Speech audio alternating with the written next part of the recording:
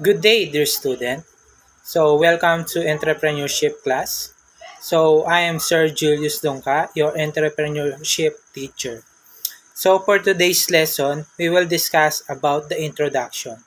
So, first, let us identify what is entrepreneurship.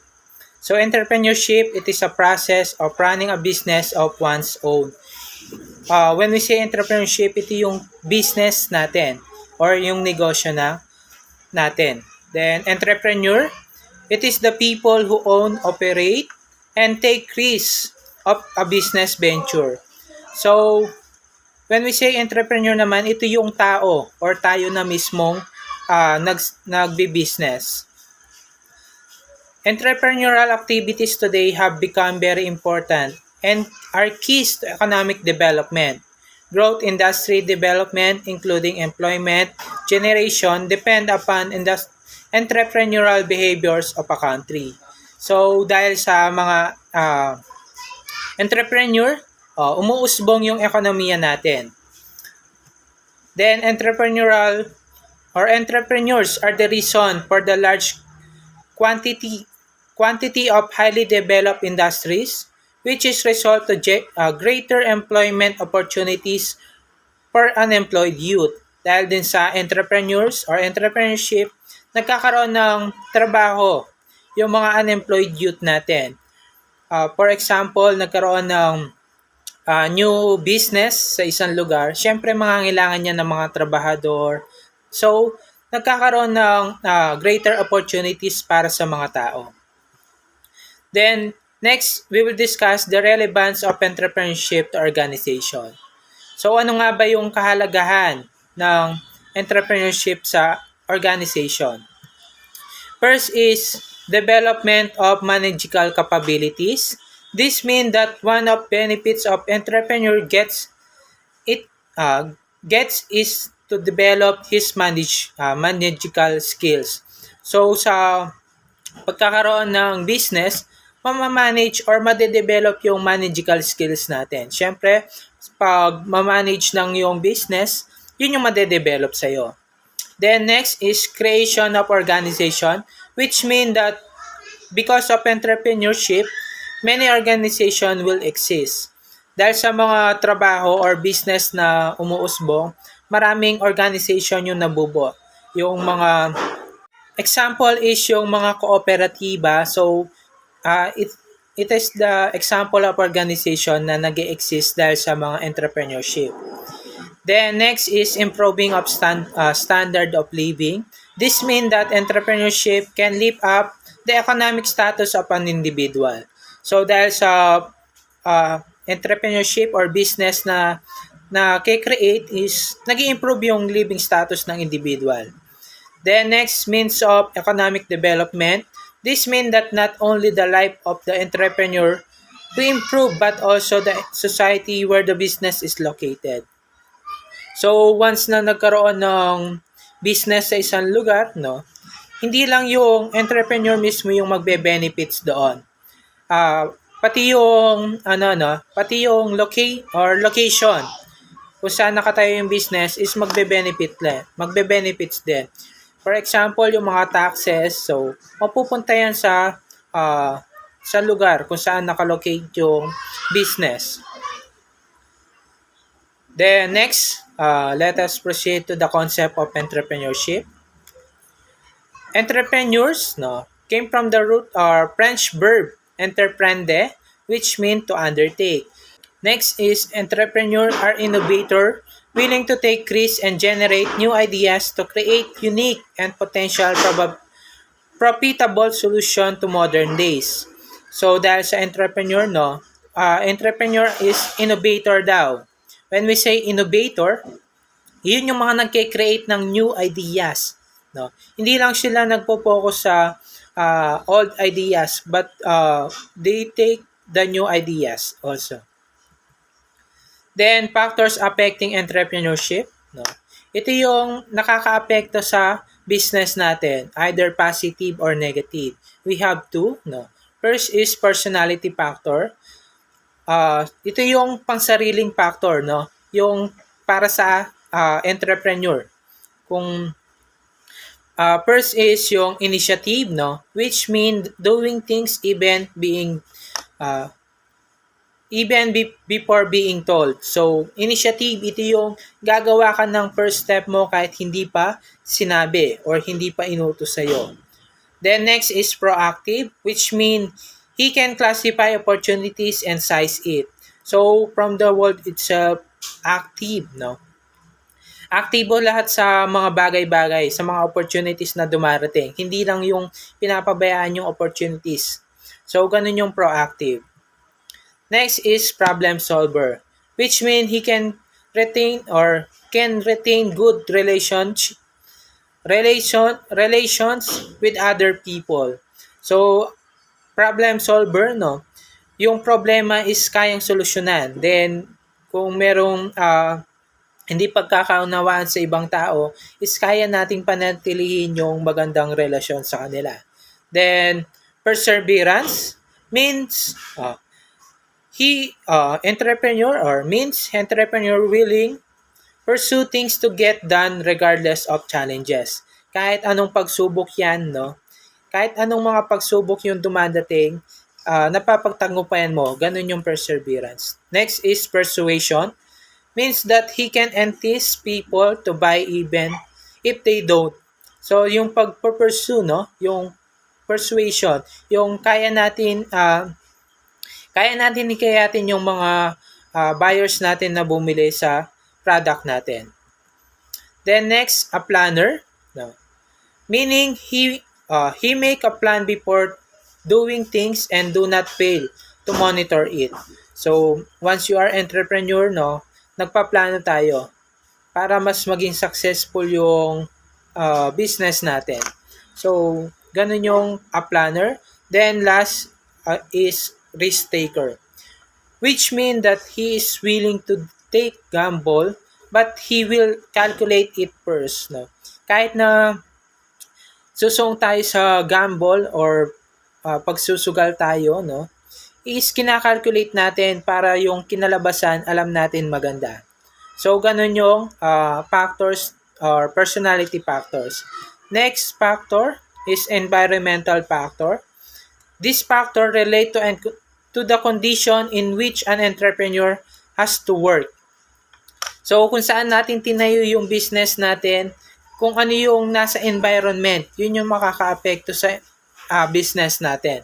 Example, political status, climate change, weather. No?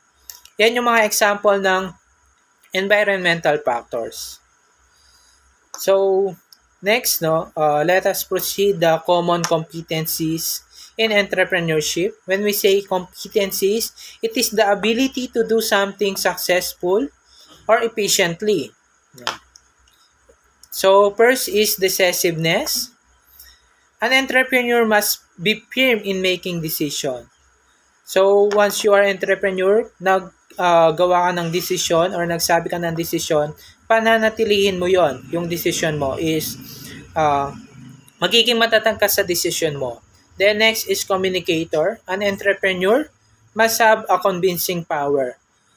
When you are entrepreneur, first is yung communicator ka dapat. Diba? Dapat nakikipagsalamuha ka. Yung sales talk, kumbaga, no? Kailangan meron kang convincing power para bilhin yung product mo. No? Then next is leadership or leader. An entrepreneur must have the charisma to obey by his employees. Dapat meron kang personality factors na pagiging leader. Kasi a good leader, no?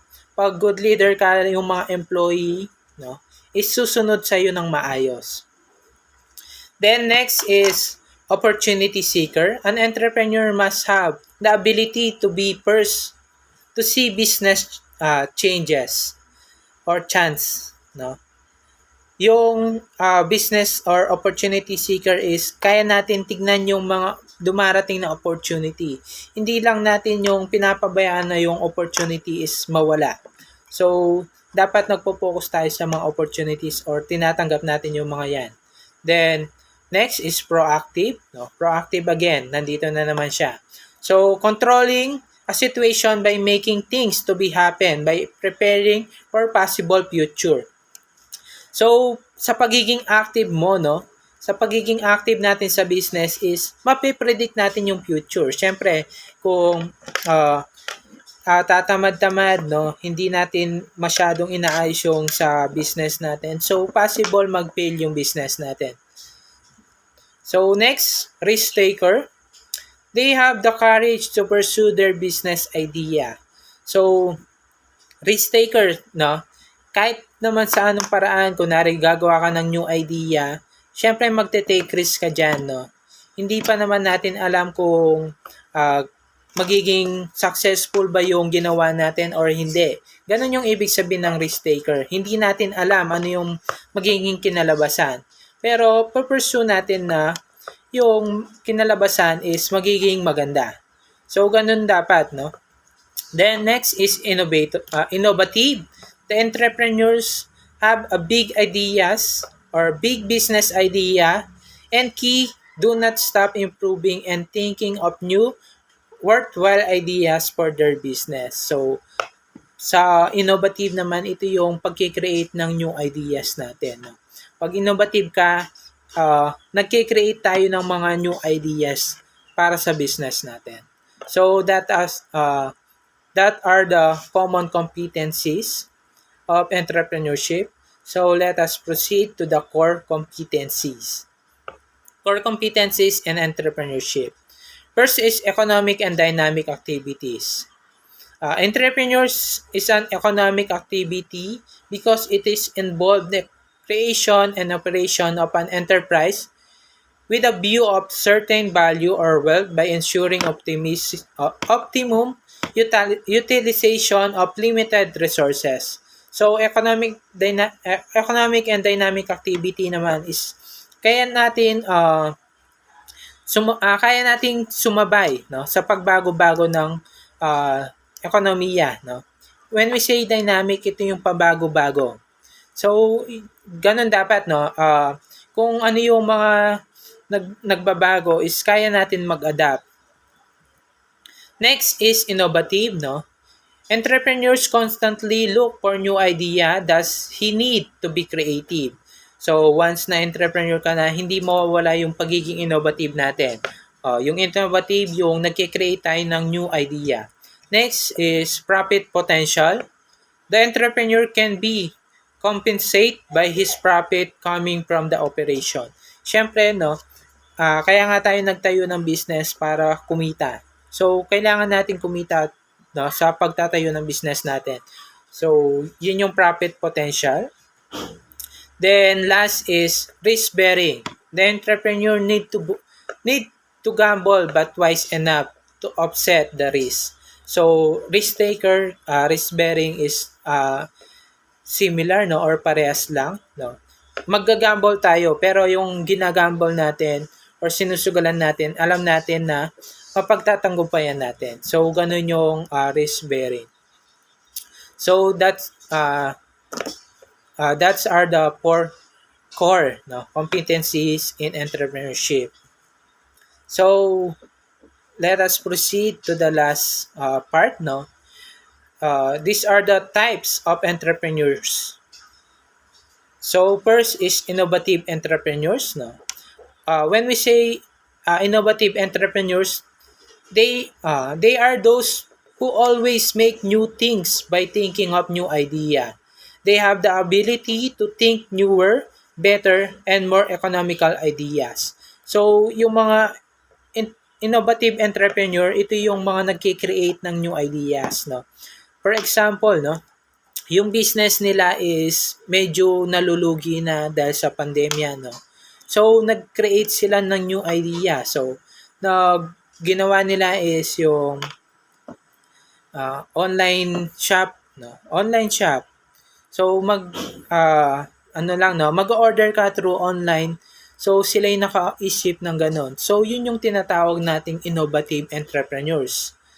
So next, no, imitating entrepreneurs naman.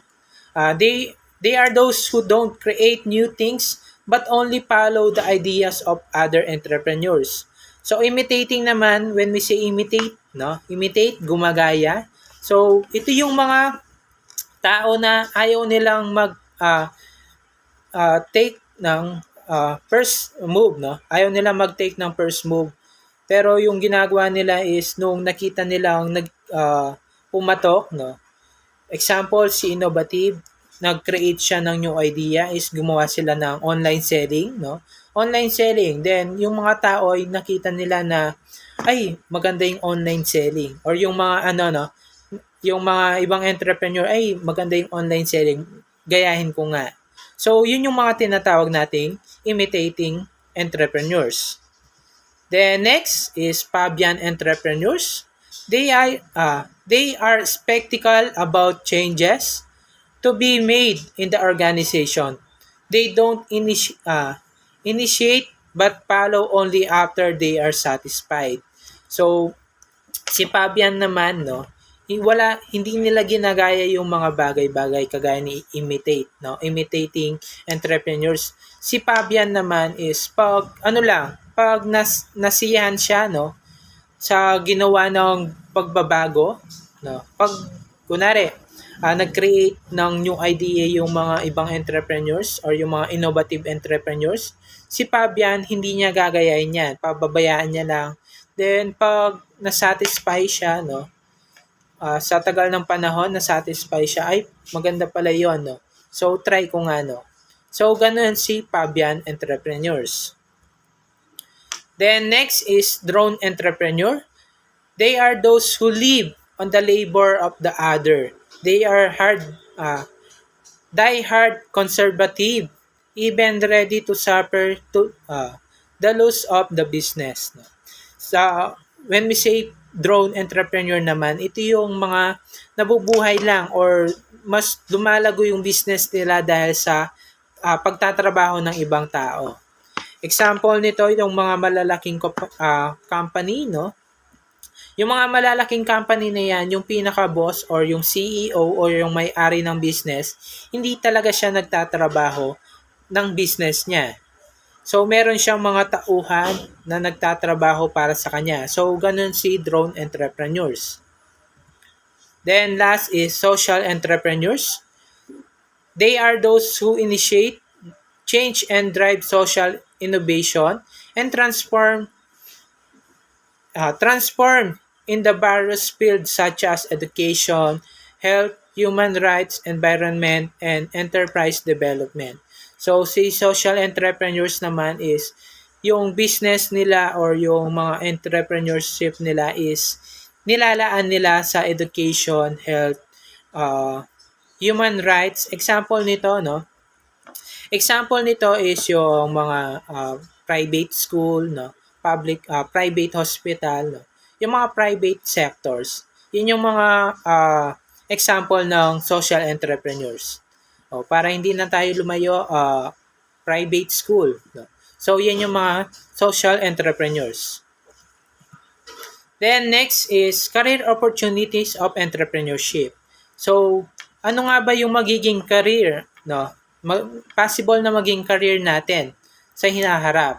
First is business consultant, no? Pwede tayong maging business consultant with the enterprise, no?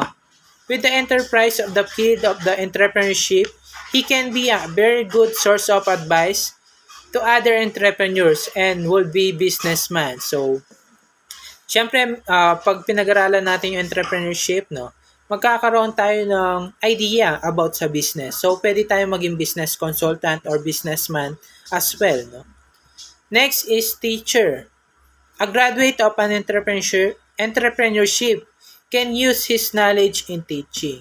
So, sa paanong paraan, no? Pwede tayong magturo ng math or history, no? Then, entrepreneurship also. Then next is researcher. The entrepreneur can be employed, no, as a researcher by an enterprise. So sa business sector, no, sa mga entrepreneurship, pwede ka nilang kunin na researcher. Paanong researcher? So pupunta ka sa ibang lugar, then survey type, kumbaga.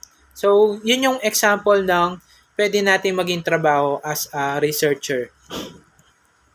Then, fourth one is sales. The entrepreneurship graduate can apply as salesman. Siyempre, no, sa pag-aaral natin ng entrepreneurship, matututo tayo sa paano magbenta, no, or paano makipag-communicate. So, pwede tayo as salesman or saleswoman. Then, last is business report. The entrepreneur being expert in the field, he can be employed as a business reporter. So, yon dahil sa mga background natin about entrepreneurship, kaya na natin maging reporter sa business. So that's all, no? And that's the end of our study or lesson for this video. So I have this saying, no, by Jack Ma, never give up. Today is hard. Tomorrow will be worse. But the day after will be sunshine. So hindi natin alam, no? Dahil sa hindi natin alam, no? Hindi naman hangga't hangga is ganito yung magiging ano natin. So kung malalaman nyo, si Jack Ma, no? Si Jack Ma is an businessman. So isa siyang Chinese businessman, no? Na nahihirapan din sa buhay. First is failure, no? Nahirapan talaga siya, then yun, hindi siya nag-give up, then nakamit niya yung sunshine. Sabi nga nila, there are always rainbow after the rain. So, hindi naman hanggat hangga is umuulan, no? So, that's all, class. Hope may natutunan tayo. See you again sa next video. No? So, that's all, class. Good day.